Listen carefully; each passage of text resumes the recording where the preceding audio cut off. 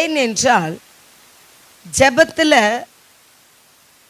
நம்ம தேவனோட உறவாடுகிறோம். ஜெபம் ஒரு உயிர் மூச்சு. அப்போ அந்த தேவனிடத்தில் அந்த ஜெபம் நமக்கு கரெக்டாக கனெக்ட் இருந்தால் தான் நம்ம என்ன கேட்குறோமோ அதை பெற்றுக்கொள்ள முடியும். அந்த ஜெபத்துக்கு நமக்கு ஒரு சரியான தேவனுக்கு நமக்கு ஏறெடுக்கிற ஜெபமாக இல்லைன்னாக்கா நாட்கள் காத்து கொண்டு தான் நம்ம இருக்கணும். அந்த நாட்களுக்காக இந்த ஜெபத்தில் எத்தனையோ வருஷமாக நான் வரேன், எத்தனையோ நாட்களாக நான் வரேன், என்னுடைய காரியம் ஜெயமாக எனக்கு முடியவே இல்லை. அந்த ஜெபம் எப்படி இருக்கணும்னா தேவனுக்கும் உங்களுக்கும் உள்ள உறவு இருக்கணும். அப்படி ஒரு நபரை நம்ம வேதத்திலேருந்து பார்க்க போகிறோம். தானியேல் 6ஆம் அதிகாரம். இந்த தானியேல் யார் என்றால் அடிமையா 6ஆம் அதிகாரம் அடிமையா கொண்டு வரப்பட்ட ஒரு நபர்.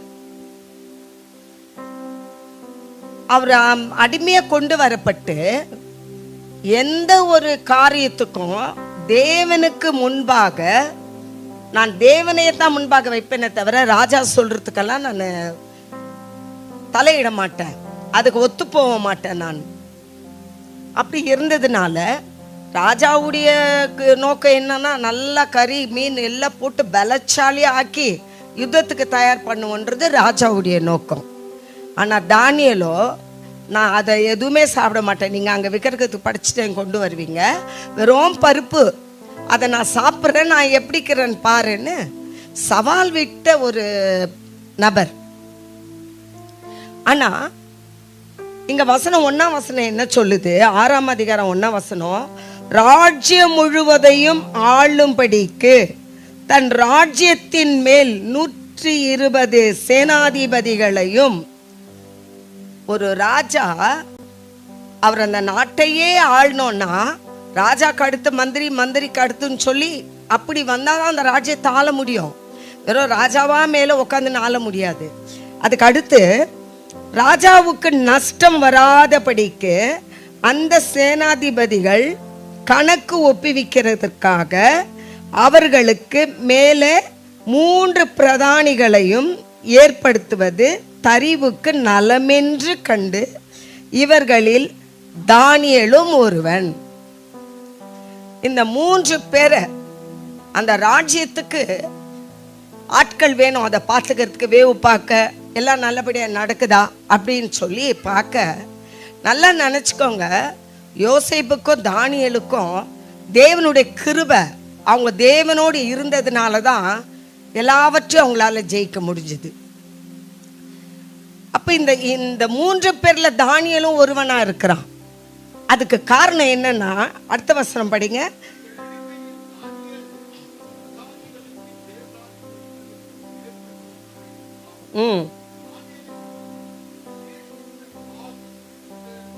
இருந்தமையால்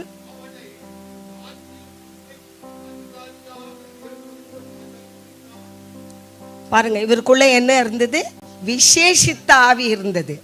அப்போ ஒரு ஜெபம் கேட்கப்படணும்னா நமக்குள்ள ஒரு விசேஷித்த ஆவி இருக்கணும். அந்த ஆவி தேவனை பற்றுதலா இருக்கணும், தேவனை சார்ந்ததா இருக்கணும். அவர் தான் எனக்கு எல்லாமே. அவரை சார்ந்து வாழும் போது நீ எங்க போனாலும் ஜெயிச்சு நீ வெளியே வரலாம். அந்த விசேஷித்த ஆவி அவனுக்குள்ள இருக்குதுன்னு தெரிஞ்சு அவன் மேல ஒரு பழிய போட்டு அவனை குற்றப்படுத்தணும்னு சில பேர் வகை தேடி, அவனை எப்படி நம்ம குற்றப்படுத்த முடியும், எந்த வகையில் குற்றப்படுத்த முடியும் அப்படின்னு சொல்லி பிளான் பண்ணி ராஜா கிட்ட போய் எடுத்துன்னு போய் சொல்றாங்க, ராஜாவே 30 நாளைக்கு இந்த சிலையை 30 நாளைக்கு உண்மை தவிர வேறு எதையுமே அவங்க வணங்கக்கூடாது. அது அப்படி வணங்குனா அவங்கள சிங்க குகையில் போடலாம். வகை தேடி ராஜா மனசை மாற்றி அந்த தாக்கியதுனாக்கா எழுதி வாங்கிட்டு வர்றது. ராஜா கட்டளை கொடுத்துட்டார், 30 நாளைக்கு அவரை தவிர வேறு யாருமே நீங்கள் வணங்கக்கூடாது அப்படின்னு சொல்லி வாங்கிட்டு வந்து போட்டுட்டாரு. இப்போ அவங்களுக்கு என்ன, எப்படியாவது தானியேலை குற்றப்படுத்தணும், அவன் மேலே ஒரு குறைய சொல்லணும். நல்லா நினச்சிக்கோங்க, நமக்குள்ளே இருக்கிறவர் பெரியவர். அவர் நமக்குள்ளே இருக்கிற வரைக்கும் நம்மளை யாரை தொட முடியாதுங்க. நம்ம சில நேரங்களில் அதை மறந்துடுறோம். நாமளா மாம்சத்தில் போராடுறோம், மாம்சத்தில் யுத்தம் பண்ணுறோம். ஆனால் நமக்குள்ளே இருக்கிற நமக்காக யுத்தம் பண்ணுறாரு நம்ம தெரிஞ்சுக்க மாட்டேன்றோம். ஆனால் இங்கே வசனம் சொல்லுது, 10ஆம் வசனம்,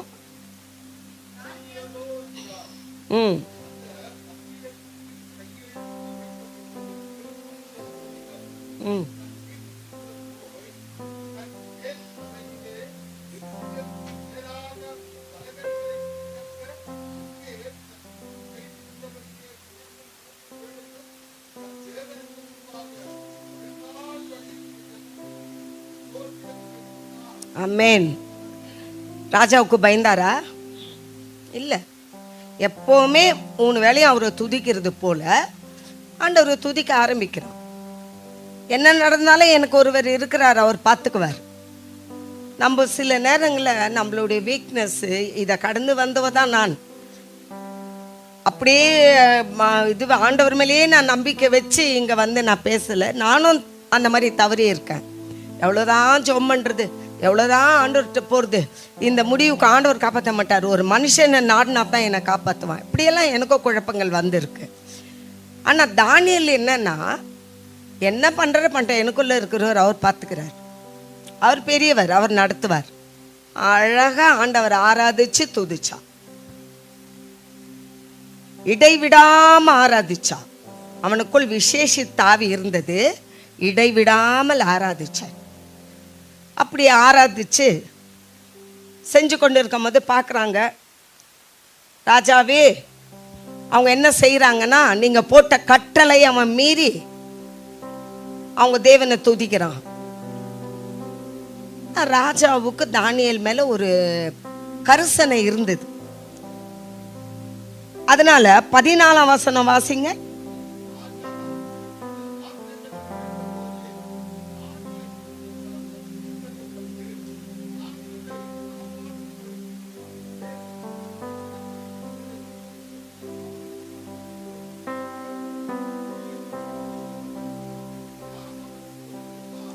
உடனே அவன் அதை நிறைவேற்றல. இவன் மேல கொஞ்சம் இவனை எப்படியாவது காப்பாற்றணும்னு அந்த ராஜா கொஞ்சம் இறக்க வச்சு சூரிய மறையிற வரைக்கும் வெயிட் பண்ண வச்சுட்டு இருக்கான். அதுக்கு அடுத்த வசனம் சொல்லுது, அப்பொழுது அந்த மனுஷன்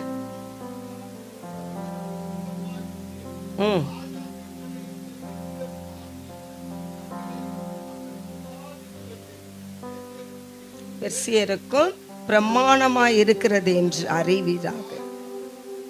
இப்போ ராஜா போட்டுத சிங்க குகையில போடுன்னு போட்ட கட்டளைய மாற்ற மாட்டாங்க.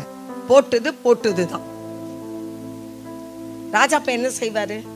அவர் சொன்ன கட்டளை தான், அவர் தான் சிங்க குகையில போடணும். ஆனா அதை மாற்ற யாராலையுமே முடியாது. ஆனா அந்த ராஜாக்குள்ள தேவன் பேசுறார் பாருங்க.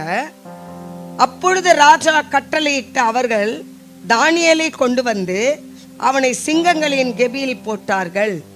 ராஜா தானியேலை நோக்கி, நீ இடைவிடாமல் ஆராதிக்கிற உன் தேவன் உன்னை தப்புவிப்பார். ஆமென், அல்லேலூயா. கர்த்தரை அறியாதவர் வாயில வர வார்த்தை பாருங்க. கிட்ட வந்து, தானியேலே நீ இடைவிடாத ஆராதிக்கிற உன் தேவன் உன்னை தப்புவிப்பார் என்று தெரிஞ்சுக்கோங்க. சிங்க குகையில போட போதுன்னா நம்ம மனது எப்படி இருக்கும்? எவ்வளோ வேதனைப்பட்டிருக்கோம், எவ்வளோ நமக்கு ஐயோ பயம் வந்துடும், மரண பயம் வரும் நம்மளுக்கு. 10 நாள் பட்னியா இருக்கிற அந்த சிங்கம். நான் ராஜாவுக்கு தெரியும், இவன் உண்மையாய் அவன் தேவனை ஆராதிக்கிறான், உண்மையாய் தேவனை தொழுது கொள்றான், அதனால இவனை அவங்க தெய்வம் காப்பாத்திடும். அப்ப இந்த ஜெபம் எவ்வளவு வேல்யூ இருக்குதுன்னு தெரிஞ்சுக்கோங்க.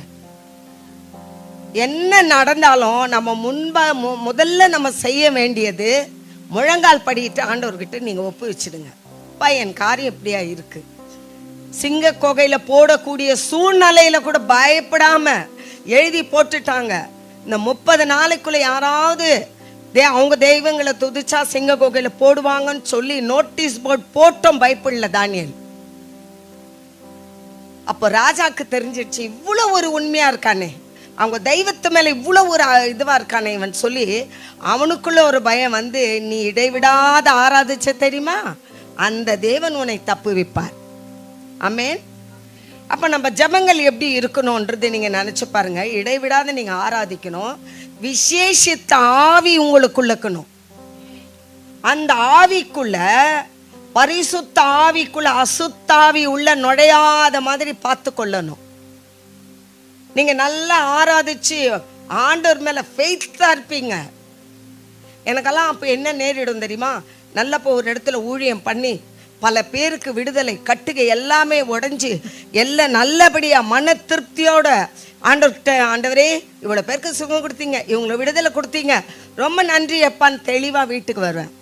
வீட்டில் வந்தோடனே எனக்கு ஒரு பிரச்சனை காத்துக்கிட்டு இருக்கும்.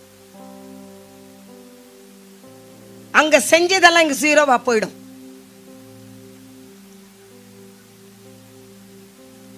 அப்ப நான் என்ன செய்யறதுன்னா, இந்த விசேஷத்தாவியை பெற்றுக்கொண்ட நான் அசுத்தாவிக்கு இடம் கொடுக்க கூடாது. ஒரு உள்ளம் சொல்லும் அங்க அவங்கள போய் பழி வாங்கணும். தேவ ஆவியானவர் என்ன சொல்வாரு, அதை என்கிட்ட விட்டுட்டு நான் பார்த்துக்கிறேன். இந்த பக்கம் இருக்கிற மாம்சத்தின் ஆவி என்ன சொல்லும், அது எப்படி விட முடியும், அவங்க பேசினா நான் அமைதலாக்கணுமா, அவங்க என்ன அடிச்சா நான் அமைதலாக்கணுமான்னு ஒரு பக்கம் பேசும். தேவன் சொல்வாரு, ஒரு கண்ணத்தை அடித்தத மறு கண்ணத்தை காட்டுன்னு நான் எழுதி வைக்கவில்லையா, நீ அமைதலாயிரு, நானே தேவன் என்று நீ அறிந்து கொள்வேன்னு தேவன் பேசுவார். இங்கத்தான் நீங்க ஜாகிரதையா இருக்கணும். அப்படி அதுல அழகா சொல்வாரு, கர்ஜிக்கிற சிங்கத்தை போல் எவனை விழுங்கலாகுமோ என்று சுற்றி வகை தேடி திரியிறானா, நீங்க தெளிந்த புத்தி உள்ளவர்களாயிருங்க. வருவது யார் என்று அறிந்து கொள்ளக்கூடிய ஒரு வல்லமை நமக்குள்ள வேணும்.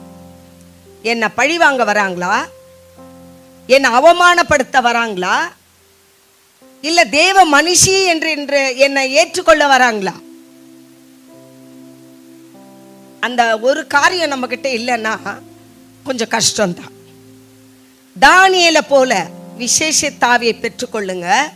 உங்களை சிங்கத்துல போட வந்தா கூட ஆவியானவர் உங்க கூட இருக்கிறார், அவர் உங்களை விட மாட்டார். கடைசியில இவரை சிங்க கோகையில போட்டுறாங்க. 20ஆம் வசனம் வாசிங்க.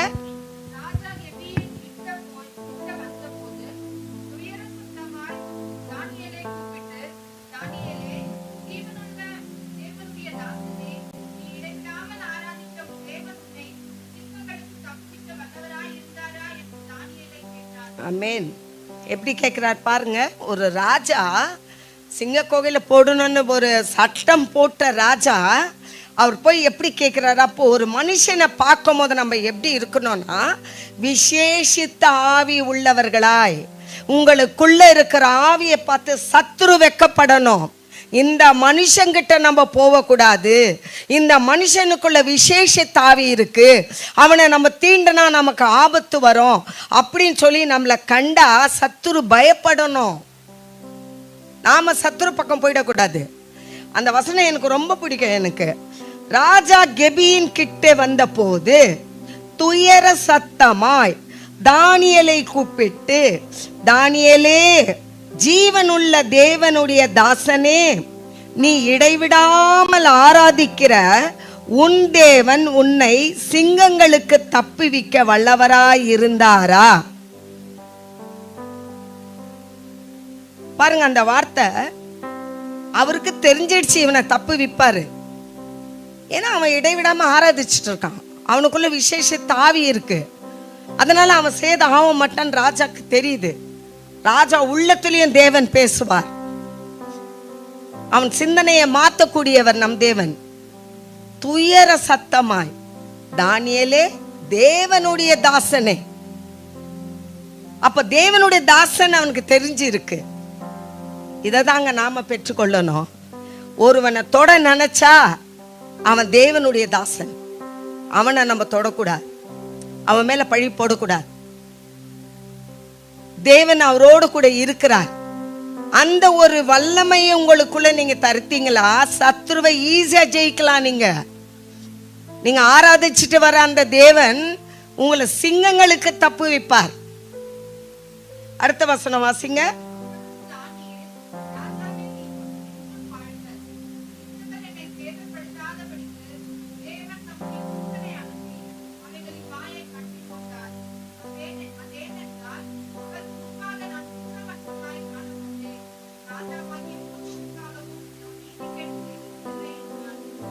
பாருங்க அந்த வசனம். சிங்கங்கள் என்னை, அவர் ராஜா கேட்டோன்னா, ராஜாவே நீ வாழ்க, என்னை போட்டதுக்காக சபிக்கல, என்னை சிங்கத்துல போட்டியே உன் வேலைக்காரன் பேச்ச கேட்டுன்னு சொல்லல, ராஜாவே நீர் வாழ்க சொல்லிட்டு சொல்றாரு, சிங்கங்கள் என்னை சேதப்படுத்தாத படிக்கு தேவன் தம்முடைய தூதனை அனுப்பி அவர்களின் வாயை கட்டி போட்டார். சிங்கத்தின் வாயை கட்டி போட்டார். அவர் சொல்ற சாட்சி பாருங்க எப்படி இருக்கு. அதேவென்றால் அவருக்கு முன்பாக நான் குற்றமற்றவனாய் காணப்பட்டேன், ராஜாவாகிய உமக்கு முன்பாகவும் நீதிகேடு நான் செய்ததில்லை. தேவனுக்கு நான் குற்றம் செய்யல, அவர் குற்றம் செய்யாதவனாய் நான் காணப்பட்டேன், உமக்கு முன்பாகவும் நான் நீதிகேடு செஞ்சதில்லை.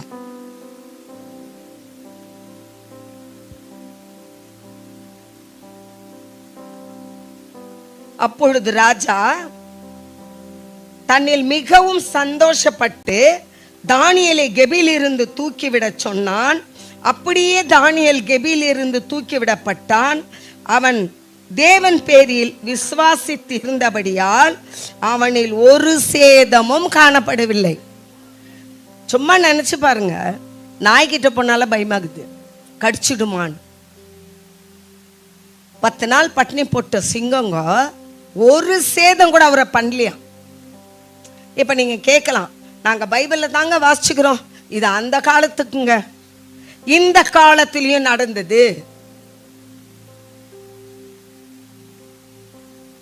ஒரு சிங்கு, அவர் முழு பேர் எப்பவுமே எனக்கு மறக்கப்படும். அவரு சிங்குன்ற ஜாதியிலேருந்து வந்து இயேசுவை ஏற்றுக்கொண்டு குடும்பத்தால் எல்லாரால வெறுக்கப்பட்டு குகைகளை போய் உட்கார்ந்து ஆண்டவரை ஆராதிச்சுட்டு இருந்தாராம்.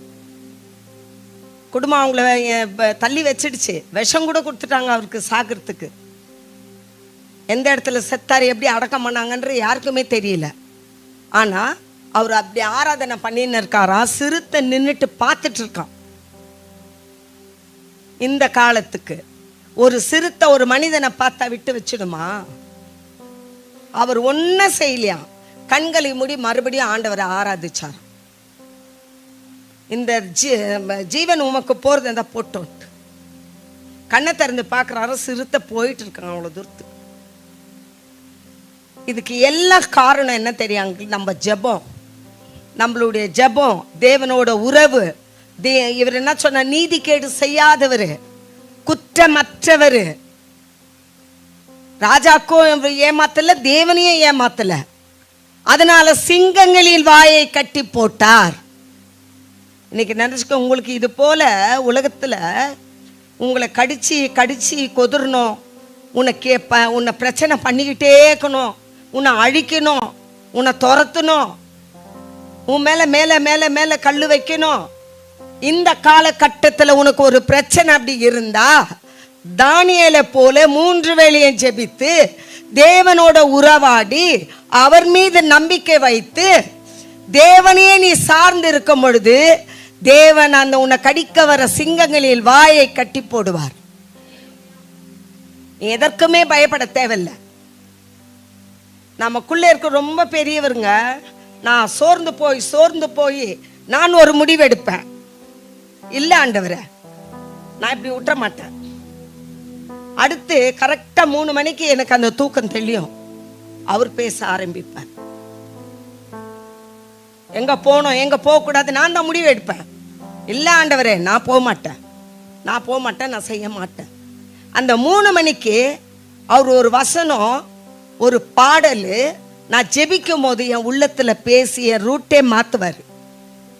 உண்மையாகவே சொல்றேன், நான் மாம்சத்தில் எடுக்கிற எந்த முடிவுக்கும் என் தேவன் என்னை விடல இது வரைக்கும். அப்ப நீங்களும் கர்த்தரையே நீங்க சார்ந்து வாழும் போது எதுக்குமே பயம் தேவையில்லைங்க. உன் மடியில கணம் இருந்தா தான் நீ பயப்படணும். உன்கிட்ட உண்மை இருக்கு, நீதி இருக்கு, தேவ பயம் இருக்கு. நான் அவருக்காகத்தான் நான் வாழுவேன், என்ன நடந்தாலும் பரவாயில்ல. இது மட்டுமா? இதே அதிகாரத்துல நெருப்புல போடுறாங்க. எத்தனையோ சூடு அதிகம் உள்ள ஒரு நெருப்புல போடுறாங்க. ஆனா எட்டி பார்த்தா 3 பேர் கூட 4 பேரா உலர்த்துறாங்க, உள்ள ஒரு சேதமும் இல்லாம வெளியே வராங்க. இதுக்கெல்லாம் காரணம் என்ன நினைக்கிறீங்க? ஜெபம். ஜெபம். நீ ஒரு அடிமையா கொண்டு வரப்பட்டவன் நாட்டுக்கே ராஜாவா வைக்கிறார். அப்போ எப்படின்னா, அவருக்குள்ள இருந்த இயேசு பெரியவர். அவருக்குள்ள இருந்ததுனால தான் எல்லா இடங்களிலும் உயர்த்தப்படுகிறார். நீங்க நினைச்சுக்காத, தோல்வி வரும் பொழுது அதுக்கு ஒரு வெற்றி இருக்கும். நீங்க அப்படியே இந்த தோல்வியை கண்டு தோன்றாதீங்க, அதுக்கு ஒரு வெற்றி இருக்கும். தரையில இருக்கிற உங்களை தூக்கி சிங்காசனத்துல வைக்கிற அப்பா உங்க கூட இருக்கிறார். கலங்காதீங்க. பணம் இல்லை, சொத்து இல்லை, யாருமே இல்லை, உங்களுக்கு அவர் இருக்காருங்க. அவர் இருக்கும் போது அடுத்தவங்களை ஏன் கை எதிர்பார்க்குறீங்க? ஆனா மனிதனை கொண்டுதான் தேவன் போஷிக்கிறார். அவர் நேரடியா உங்களுக்கு வர முடியலன்னா மனிதனை கொண்டுதான் போஷிக்கிறார். ஆனாலும் அவர் உதவி இல்லாம அந்த மனிதனும் உங்களுக்கு உதவி செய்ய முடியாது. அதிக நாட்கள் நான் அழுதது உண்டு. எனக்கு யாருமே இல்லையா, எனக்கு யாருமே இல்லையா. நான் சின்ன வயசுல அன்புக்காக நான் ஏங்கனுவேன். என் சித்தி கிட்ட இருக்கும் போதெல்லாம் எனக்கு ஒரு அன்பு இல்லையே, என் தாய் தகப்பன் கிட்ட இல்லையே, அவங்க மடியில கொஞ்சம் போது எனக்கு அது வாய்ப்பு கிடைக்கலையே, நான் கதறி அழுது இருக்கேன். எல்லாவற்றையும் என் தகப்பன் எனக்கு மாத்தி போட்டுட்டாருங்க. நான் இருக்கேன், நீ அழாதே, நான் உனக்கு உன் அப்பா நான் இருக்கேன். எத்தனையோ வசனங்கள் மூலியமா என்ன தேற்றி இருக்கார். இன்னைக்கு அப்படிதாங்க. அப்படி நினைச்சுக்கிட்டு இருக்கிறவங்க மாத்திக்கோங்க. நீங்க அனாதை இல்ல, உங்களுக்காக ஜீவனை கொடுத்த இயேசு இருக்கிறார். நாளைய தினத்தை குறிச்சு கவலைப்படாதீங்க. கர்த்தர் உங்களுக்காக அதை ஆயத்தம் பண்ணி வச்சிருப்பார். நீங்க என்ன கேட்குறீங்களோ அதை ஆயத்தம் பண்ணி வச்சிருப்பார். அவரை ருசித்து பார்க்க முடியாதுங்க. நம்ம தாய் தகப்ப நம்மளை மன்னிக்க மாட்டாங்க, கணவன் மன்னிக்க மாட்டான், கூட பிறந்த சகோதர சகோதரிகள் மன்னிக்க மாட்டாங்க, பெத்த பிள்ளை மன்னிக்காது.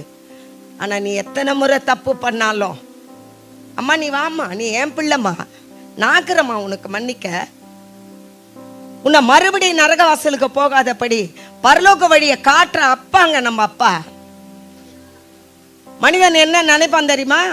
அவ போட்டோம், அங்க போயிட்டு இருக்கா, அவன் அப்படியே நாசமா போட்டோம், இப்படிதான் மனிதன் நினைப்பான். கர்த்தர் என்ன நினைப்பார் தெரியுமா? என் பிள்ளை அங்க போனா பள்ளத்துல விழுந்துரும், என் மகளை நான் காப்பாற்றணும்னு கரம் கொடுத்து தூக்குவார். அந்த தகப்பனை இருக்கும்போது நீங்க எதுக்குமே கவலைப்படாதீங்க, கண்ணீர் விடாதீங்க, எல்லாத்தையும் முற்றி கட்ட போடுங்க.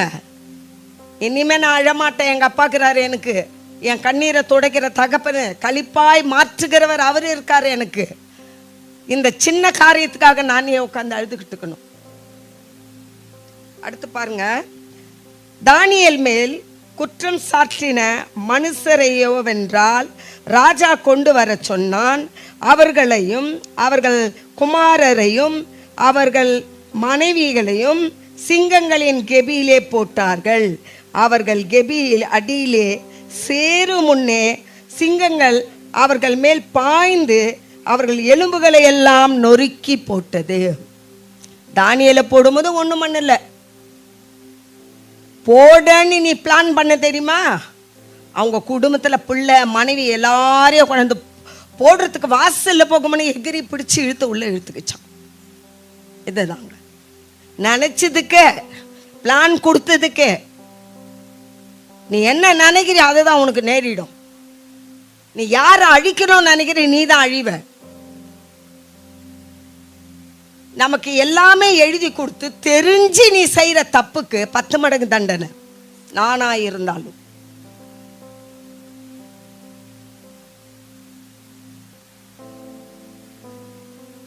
பின்பு ராஜாவாகிய தரிவு தேசமெங்கும் குடியிருக்கிற எல்லா ஜனங்களுக்கும் ஜாதிகளுக்கும் பாஷைக்காரர்களுக்கும் எழுதினது என்னவென்றால், உங்களுக்கு சமாதான பெருக கடவது. என் ராஜ்யத்தின் ஆளுகைக்குள் எங்கும் உள்ளவர்கள் யாவரும் தானியேலின் தேவனுக்கு முன்பாக நடுங்கி பயப்பட வேண்டும் என்று என்னாலே தீர்மானம் பண்ணப்படுகிறது. அவர்கள் ஜீவனுள்ள தேவன், அவர் என்னென்றைக்கும் நிலைத்திருக்க கடவர். அவருடைய ராஜ்யம் அழியாதது, அவருடைய கர்த்தத்துவம் முடிவு பரியந்தம் நிலை நிற்கும். ஆமேன், அல்லேலூயா. எல்லாருக்கும் எழுதிட்டாரு, அவர் ஜீவன் உள்ள தேவன், அவரை தான் நீங்க வணங்கணும். எப்படி பாருங்க, இந்த அதிசயம் உங்களுக்கு நடக்காதா? நடக்காதா? ராஜாவே கர்த்தரை ஏத்துக்கிட்டு எல்லாருக்கும் சொல்ற அவர் தான் ஜீவன் உள்ள தேவன். அந்த நாட்கள் வரும், உங்க சோர்வு நீங்க, உங்க பிரச்சனை நீங்க, உங்க கண்ணீர் மாறும், கவலை மாறும். இன்னைக்கு தரையில யாரும் இல்லைன்றவங்களுக்கு உங்களுக்கு கர்த்தர் அத்தனை அன்புகளை உங்களுக்கு கொடுக்குவார். இதுல தேறினது என்ன, நம்ம தெரிஞ்சுக்க வேண்டியது என்னன்னா, இடைவிடாம ஆராதிக்கணும், பரிசுத்த ஜீவியம் நம்ம வாழணும், விசுவாசமா இருக்கணும். தானியேலை போல பரிசுத்த ஆவி நம்மளுக்குள்ள இருக்கணும். பாருங்க, இந்த ஜெபத்துக்கு எல்லாம் செஞ்சாரு, காப்பாற்றப்பட்டது. இந்த பக்கம் எடுத்துக்கொள்ளுங்க.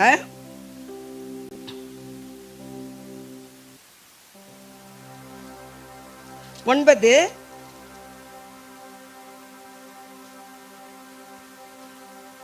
20 ஒருவர் வாசிங்க.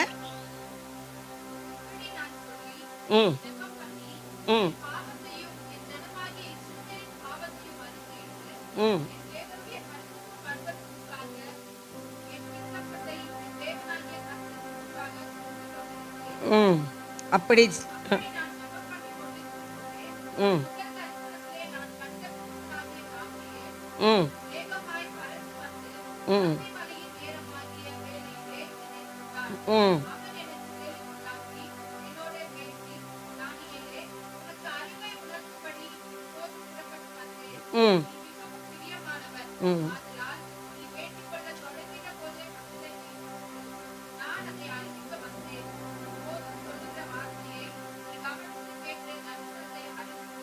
போதும் இருங்க.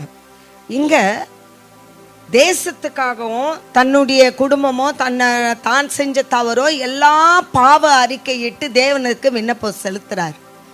அப்ப தேவதூதன் வந்து சொல்றான், தானியேலே, நீ ஜெபிக்கிறதுக்கு முன்பாகவே உனக்கு கட்டளை பிறந்துச்சு, ஆனா உனக்கு அறிவு கொடுக்க நான் வந்தேன், நீ கவனித்து செயல்படு. பாருங்க இந்த அர்த்தம். ராஜாவாயிட்ட உடனே நம்மலாம் கொஞ்சம் தலகணமா ஆயிடுறோம், கொஞ்சம் வளர்ச்சி வந்தவுடனே நமக்கு தலகணும். ஆனா உனக்கு அறிவை உணர்த்தும்படி நான் வந்தேன். நீ ஜெபத்துல கேட்கறதுக்கு முன்னால நான் உனக்கு எல்லாமே கொடுக்கறதுக்கு தயாராயிட்ட, கொடுத்துட்டேன். ஆனா நீ எனக்கு மிகவும் பிரியமானவன், ஆதலால் நீ வேண்டிக் கொள்ள தொடங்கின போதே கட்டளை வெளிப்பட்டது, நான் அதை அறிவிக்க வந்தேன். இப்போது சொல்லுகிற வார்த்தைகளை நீ கவனித்து கேட்டு தரிசனத்தை அறிந்து கொள். மீறுதலை தவிர்க்கிறதற்கும், பாவங்களை தொலைக்கிறதற்கும், அக்கிரமத்தை நிவர்த்தி பண்ணுகிறதற்கும், நித்திய நீதியை வருவிக்கிறதற்கும், தரிசனத்தையும் தீர்க்க தரிசனத்தையும் முந்திரிக்கிறதற்கும், மகா பரிசுத்தமுள்ளவரை அபிஷேகம் பண்ணுகிறதற்கும், உன் ஜனத்தின் மேல் உன் பரிசுத்த நகரத்தின் மேலும் 70 வாரங்கள் செல்லும்படி குறிக்கப்பட்டிருக்கிறது. அதுக்கப்புறம் தான் உபவாசம் போடுறாரு. அந்த தரிசனத்தை கேட்டு உன் அக்கிரமம் நீங்கணும், உன் பாவம் நீங்கணும், உன் குற்றம் நீங்கணும், இதெல்லாம் நீ நீங்கணும்னா இந்த 70 வாரம் செல்லும். நீ என்கிட்ட கேட்கறது உனக்கு கிடைக்கும். அப்ப இன்னைக்கே எனக்கு கிடைச்சிட்டா நான் கடவுளுக்குள்ள வரேங்க, இல்லைன்னா பழையபடியே நான் போறேங்க. சில எண்ணங்கள் அப்படி பாயுது. எவ்வளோ வருஷங்க கேட்டுனுக்கிறேன், எனக்கு கொடுக்க மாட்டேன்றார். அவர் தெரியாதா உனக்கு எப்போ கொடுக்கணும்னு?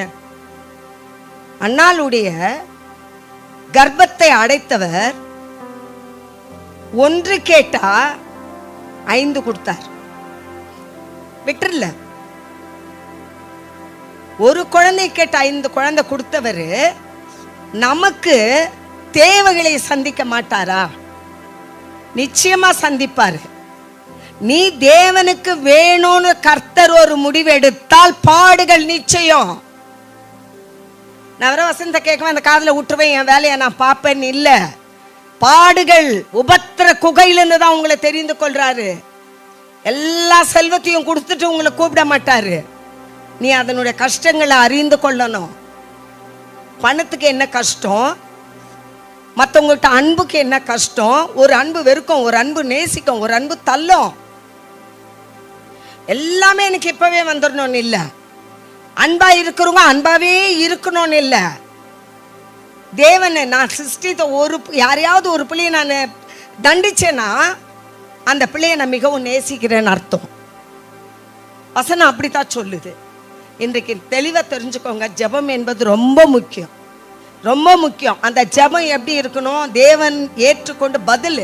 இப்போ பார், தானியேல் விசேஷித்த ஆவி இருந்து குற்றமற்றவனாய் இருந்து நீதி கேடு செய்யாத இருந்த அந்த நபரை ஜெபிச்சதுக்கு முன்னாடி சொல்லிட்டாரு. தேவதூதன் வந்து சொல்லிட்டாருப்பா, நீ ஜெபிக்கிறதுக்கு முன்னாலே எல்லாம் ஆயிடுச்சு. ஏன்னா நீ எனக்கு ரொம்ப பிரியமானவன், என்னையே சார்ந்திருக்க, தேவனையே நீ சார்ந்திருக்க, அதனால உனக்கு எல்லாம் வந்துருச்சு. ஆனால் இந்த கொஞ்சம் இந்த மீறுதல், இந்த கசப்பு, இந்த வெறுப்பு இதெல்லாம் இருக்குது தெரியுமா? அது போனோன்னா 7 வாரம். ஆனால் நீ ஜாகரிதா, நான் என்ன சொல்றேன்னு இப்ப சொன்னதை கவனிச்சு கேட்டு நீ நடு.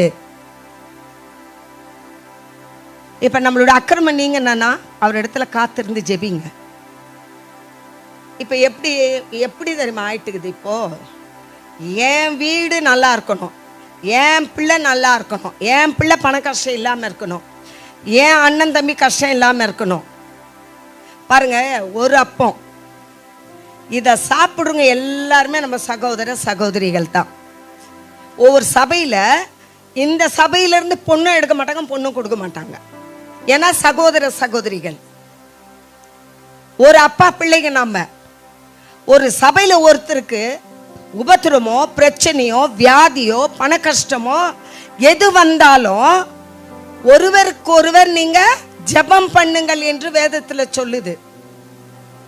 ஆண்டவரே, என் சபை ஜனம், இந்த சபையில் இவ்வளோ பிரச்சனை இருக்கு, நீங்க தான் ஆண்டவரே உதவி பண்ணணும், நீங்க தான் ஆண்டவரை அவங்களுக்கு சுகம் கொடுக்கணும், நீங்க தான் ஆண்டவரை அவங்க கண்ணீரை துடைக்கணும். இந்த ஜெபம் இயேசுக்கு ரொம்ப பிரியமானது.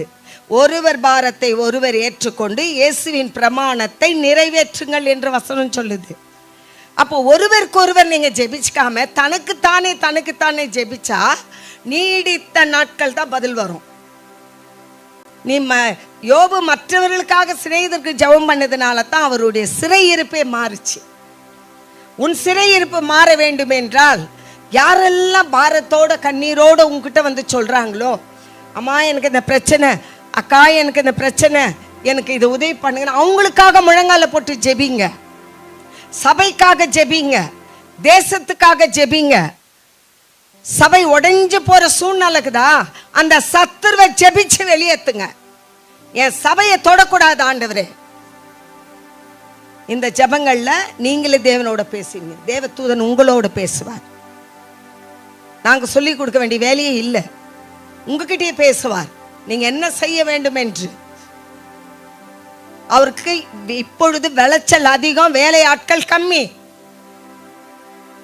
நிறைய பார்த்தீங்கன்னா இன்னைக்கு உலகத்துல எத்தனை அக்குரமம், எத்தனை பிரச்சனை, எத்தனை போராட்டம் இருக்கு.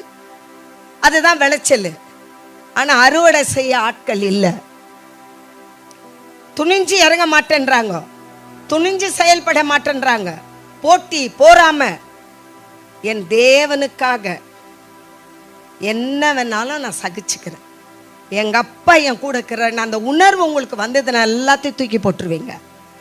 எங்க அப்பா என் கூட இருக்கிறார், அவரு என்னை நடத்துவார், அவரு என்னை பார்த்துக்குவார். தானியேலை போல ஒவ்வொரு நாளும் நீங்க இடைவிடாம ஜெபிங்க, கர்த்தர் மேல் விசுவாசம் வைங்க. கர்த்தர் கரம் உங்க கூட இருக்கும். அவர் எப்படி ஒரு அடிமையா வந்தவரை ராஜாவாக அவங்க தெய்வத்தையே வணங்குன்னு ராஜா கட்டளை போட்டான். அப்படி ஒரு நாள் நீங்க ஜெபிக்கிற ஜெபம் இந்த பட்டணத்தை, இந்த ஊரையே மாத்தோம். இயேசு நகரமாக மாத்தோம். நமக்குள்ள அவளுக்கு நான் ஏன் ஜெபம் பண்ணோம், இவளுக்கு நான் ஏன் ஜெபம் பண்ணோம், அந்த போறப்பனே உங்களுக்கு வேணாம். ஏன்னா இந்த ரத்தத்தை நீங்க பருகுறீங்க. இயேசு யாரையுமே அப்படி நினைச்சது இல்லை. எல்லாரும் என் பிள்ளைங்க அப்படி நினைச்சதுனால தான் நமக்காக ஜீவனை கொடுத்தார். நீங்களும் அப்படி மாறுங்க. உங்க உள்ள மாறட்டும். இயேசு மட்டும் பற்றி கொள்ளுங்க. இந்த ஜனங்களுக்கு அதை விட்டுருங்க.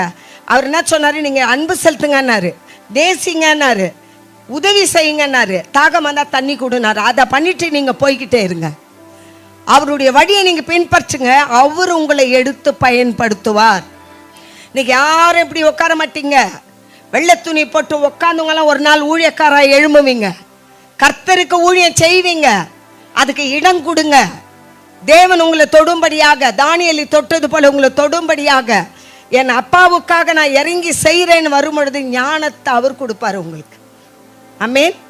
இந்த நாளுக்காக நன்றி. என் தேவன் இம்மட்டுமாக எங்களோடு பேசினார். என் சபைக்கு தானியேலை போல எனக்கு ஒரு ஊழியக்காரர்களை எழுப்பும்படியாக, உண்மையும் உத்தமுள்ள ஊழியர்களாக எழும்பும்படியாக, சபையை வளர்ச்சி அடைய 2-3